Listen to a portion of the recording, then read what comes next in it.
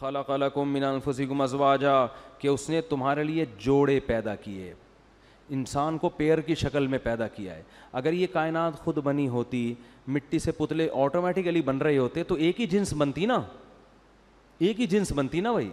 یہ نر مادہ کیوں بن رہے ہیں الگ الگ؟ فرمایا کیوں تمہارے لیے ازواج بنائے, لتسکنوا الیہا, تاکہ تمہیں ان سے سکون ملے. یعنی مرد کو الگ جنس بنا دی, عورت کو الگ, اور دونوں کی ایک دوسرے کی طرف اٹریکشن رکھ دی. دونوں کامل نہیں بنتے جب تک دونوں کا نکاح نہیں ہوتا, دونوں کا ملاپ نہیں ہوتا. تو فرمایا کہ یہ بھی اس کی علامت ہے کہ تمہیں مرد بنا کے تمہارے اندر ڈیزائرز رکھیں, تو ان ڈیزائرز کو پورا کرنے کے لیے عورت کو پیدا کیا, اور عورت کو عورت بنا کے اس میں مرد کی ڈیزائر رکھیں تو اس کے لیے مرد کو پیدا کیا. اگر یہ آٹومیٹیکلی ہوتا, خود بخود ہوتا, اتنا بہترین انداز سے انسانوں کو اللہ ڈیوائیڈ نہ کرتا دو جنس میں. اور پھر بچے کی پیدائش کے بعد دیکھو, بچے کو بھی دونوں کی ضرورت ہے, ابا کی بھی اور اماں کی بھی. سنگل مدر والا جو سیٹ اپ یورپ میں چل رہا ہے یہ نیچرل نہیں ہے. ماں سے الگ قسم کی محبت ملتی ہے اور باپ سے الگ. تو فطرت ایک ہی چیز سے کتنے کام لے رہی ہے, الگ الگ جنس میں بنا کے دونوں کے سکون کا ذریعہ بنایا, اولاد کی پیدائش کا ذریعہ بنایا, پھر بچے کی تربیت کا بھی دونوں کو ذریعہ بنا دیا کہ بچے کو ماں بھی چاہیے اور ایک عدد باپ بھی چاہیے بچے کو. تو اللہ فرماتے ہیں یہ اس کی نشانیوں میں سے ایک نشانی ہے. فرمایا وجعل بینکم مودۃ ورحمہ, اس نے تمہارے لیے جوڑے پیدا کیے اور تمہارے درمیان رحمت اور بے پناہ محبت رکھ دی اس نے. مودہ کہتے ہیں بے پناہ محبت. کیا مطلب؟ کہ عورت بالکل ایک اجنبی ہوتی ہے جس سے آپ نکاح کرتے ہو, مگر اللہ کہتے ہیں اس اجنبی, تم بھی اس کے لیے اجنبی اور وہ بھی تمہارے لیے اجنبی, لیکن تم دونوں کے درمیان جتنی محبت رکھی اتنی کسی اور میں نہیں رکھی. ایسی محبت و رحمہ, اور صرف محبت نہیں رحمت بھی رکھ دی. رحمت کا کیا مطلب ہے؟ ایک دوسرے پہ رحم بھی آتا ہے دونوں کو. انسان کے بچے ہوں تو بات ہو رہی ہے, اگر کوئی نہ ہو تو پھر الگ. آپ کہہ رہے ہوں گے یار ہمیں تو بالکل نہیں آتا, ہم تو اللہ کے جان چھوڑے. تو بھائی انسانوں کی بات ہو رہی ہے. بعض لوگوں کو یہ ہوتا ہے کہ یہ کس قسم کی باتیں قرآن کر رہا ہے, یہ تو ہماری فطرت سے بالکل میچ نہیں کرتی ہیں. لیکن انسان ہو نا انسان, تو اسے اپنی زوجہ پہ بھی رحم آتا ہے. اس کی تکلیف میں جتنا کڑتا ہے کسی دوسرے کی تکلیف میں اتنا نہیں کڑتا. کیسے لوگ پھر رہے ہوتے ہیں مارے مارے, بیگم کی طبیعت خراب ہے, دعاؤں کی پرچیاں آ رہی ہوتے ہیں, مفتی صاحب دعا کر دیں, رو رہے ہوتے ہیں آ کے کہ بھائی ٹھیک ہو جائے. یہ ان کی بات جن کے صبح و شام پھڈے ہوتے ہیں, ٹھیک ہے نا, ان کے یہاں یہ ہو رہا ہوتا ہے. پھر شوہر کیسا ہی مکھنچو ہو, کیسا ہی نالائق ہو, ذرا سی تکلیف ہوتی ہے پریشان ہوتا ہے تو تکلیف کس کو ہوتی ہے؟ اس کی زوجہ کو. ایسا اللہ نے دونوں کے درمیان محبت اور تعلق قائم کیا. اور جتنا آپ گاؤں دیہاتوں میں جائیں گے نا یہ محبت آپ کو زیادہ ملے گی, الا یہ کہ کوئی بہت ہی جاہل ہو, مار پیٹ کرنے والے, وہ ایک الگ بات ہے. ہمارے ایک دوست نے بتایا کہ ایک بوڑھا پٹھان تھا بیچارہ, رکشہ چلاتا تھا ادھر کراچی میں, ہاسپٹل میں نا بوڑھا آدمی, اس کا انتقال ہو گیا.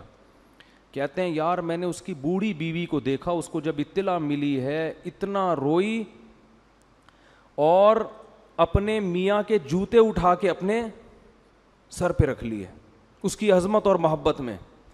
کہتے ہیں میں نے کہا یار یہ گنوار عورت اور یہ گنوار مرد بیچارہ مزدور آدمی, ان کے درمیان بڑھاپے میں کتنی محبت ہے. دیکھو بڑھاپے میں کتنی محبت, ایسا رو رہی ہے اور اس کی تعظیم میں, یعنی عزت بھی دے رہی ہے شوہر کی میت کو, کہ اس کے چپل اٹھا کے نا جو یہ والی سائڈ نیچے والی ہوتی ہے یہ اپنے سر کے اوپر رکھی ہوئی اس نے, ایسے ایسے اپنے سر پہ اوپر رکھ کے مسل رہی.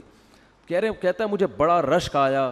دیکھو بالکل بھی پڑھے لکھے نہیں ہیں, بالکل ایک دیہاتی لوگ ہیں, مزدور پیشہ لوگ ہیں, غربت میں وقت گزارا, مگر آپس میں تعلق کتنا قوی ہے. تو یہ ہوتا ہے. لیکن جب دولت آتی ہے نا, ہوس آتی ہے, تو یہ تعلق کیا ہوتا ہے؟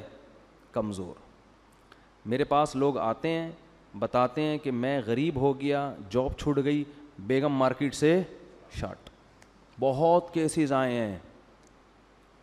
مجھے کہتے ہیں کوئی وظیفہ بتا دیں کہ واپس آ جائے. میں کہتا ہوں یہ وظیفہ پڑھا کرو, اس پر اللہ کی لعنت, اس پر اللہ کی لعنت, اس پر اللہ کی لعنت, کبھی واپس نہیں لے کر آؤں گا. مجھ سے بڑا بے غیرت کوئی نہیں اگر اس کو واپس لے آیا. یہ 11 دفعہ ناشتے سے پہلے اور 11 دفعہ ڈنر کے بعد.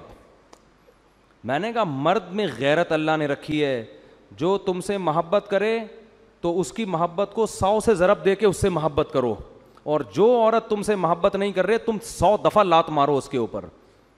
بھائی آزمائش میں تو میاں کا پتہ چلتا ہے, جاب لیس ہو گیا تو اب تو ساتھ دینے کا ٹائم آیا تھا. بیوی میں اور طوائف میں یہ فرق ہے, طوائفہ کو پیسے کھلاؤ تو خوش رہے گی, پیسے نہیں کھلاؤ تو بھاگ جائے گی, جہاں پیسے زیادہ ملیں گے وہاں بھاگے گی.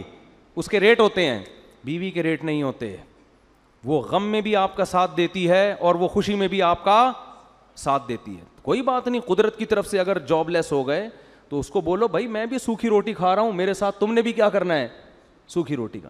ہاں اپنی نالائقیوں سے اگر کم بخت پیسے نہیں کما رہا, پوستی قسم کا آدمی پڑا ہوا ہے, کچھ نہیں کر رہا, پھر تو اس کو میں خود بھاگنے کے مشورے دیتا ہوں. آپ بھی کہیں گے یار پتہ نہیں کس قسم کی باتیں کر رہے ہیں مفتی صاحب. بھائی ایک آدمی کم بخت کماتا ہی نہیں ہے, پڑا رہتا ہے, محنت نہیں کر رہا اور گھر والوں کی فکر نہیں کر رہا, تو وہ کیوں پڑی ہوئی ہے یہاں پہ؟ سوال پیدا ہوتا ہے نا کیوں پڑی ہوئی ہے. تو ہم تو اس کو خود مشورہ دیتے ہیں کہ اس سے طلاق لو اور پتلی گلی سے نکلو یہاں سے.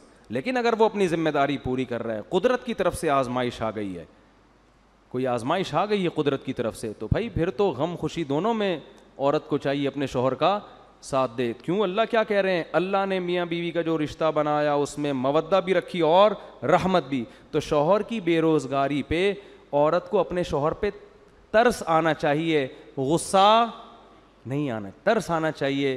ترس کھا کے وہ یہ کہے کہ میں آپ کے غم میں آپ کے ساتھ شریک ہوں. کوئی بات نہیں, آپ نے پراٹھے بھی بہت کھلائے ہیں, انڈے بھی بہت کھلائے ہیں, اب ہم چائے میں ڈبو کے کھانے کا مزہ بھی لیں گے پاپوں کے. اب صرف پاپوں پہ ہم گزارا کریں. پاپا سے میں نے بات کی ہے, اگلی دفعہ وہ پاپے لیتے ہوئے آئیں گے. ٹھیک ہے نا, میں نے اپنے پاپا سے بات, مالدار عورت ہوگی نا تو پاپا ہی ہو گئے نا, ان کے ابو تھوڑی ہوتے ہیں. تو پاپا سے میں نے بات کر لی ہے, اس دفعہ پاپے بھی کہاں سے آئیں گے, میرے پاپا آپ کے ساتھ تعاون کریں گے. ٹھیک ہے نا. تو غم میں پہلے سے ہی کوئی غریب ہو تو پھر اس کے ساتھ ضرورت نہیں ہے شادی کرنے کی, اگر وہ بہت غریب ہے. اگر کوئی مالدار عورت ہے نا تو اس کو چاہیے اپنی حیثیت دیکھ کے نکاح کرے. غریبوں میں جانے کی چندہ ضرورت نہیں ہے بلا وجہ, کیوں بھائی اپنے حساب سے چلو. لیکن اگر تھا مالدار, قسمت نے اس کو غریب بنا دیا, تو کیا کرنا ہے, صبر کرنا ہے, غیرت کا مظاہرہ کرنا ہے. تو اسی طرح اگر آپ کی زوجہ آپ کے ساتھ رہتی ہے, خدا نہ خواستہ کوئی بیماری ہو گئی, اس کو کوئی پرابلم ہو گئی, تو اس بیس پہ اس کو کبھی بھی مت چھوڑو. لوگ یہ کام بھی کرتے ہیں, کوئی فالج ہو گیا, کوئی اور مسئلہ ہو گیا, ابے جان چھڑاؤ اس مصیبت سے. او بھائی یہ تو میاں, اس کو اٹ از ناٹ کالڈ میاں, یہ بوائے فرینڈ ہوتا ہے. بوائے فرینڈ کی جب گرل فرینڈ ہوتی ہے, جس دن گرل فرینڈ کو لقوہ ہو جائے وہ گرل فرینڈ رہے گی؟ کیا ہو گیا بھائی, آپ کی کوئی گرل فرینڈ ہے, اللہ نہ کرے, بڑے مرتے ہو آسمان سے تارے, ایک دن اطلاع آئی کہ میرا تھوڑی سی سیٹنگ کیا ہو گئی ہے, آؤٹ ہو گئی ہے. لقوے میں ایسا ہی ہوتا ہے نا, اللہ بچا کے رکھے, تھوڑی سی سیٹنگ کیا ہوتی, آؤٹ. اب آپ 500 کے بیلنس ڈالنے کے لیے بھی تیار نہیں ہوگے. جو محبت کی بیس تھی وہی ختم ہو گئی, حسن و جمال. تو شادی کرتے ہوئے تو سب دیکھو لقوہ نہ ہو, فالج نہ ہو, یہ نہ ہو. جب ہو گئی پھر بھائی لقوہ ہو گیا تو آپ کی قسمت, فالج ہو گیا تو بولو.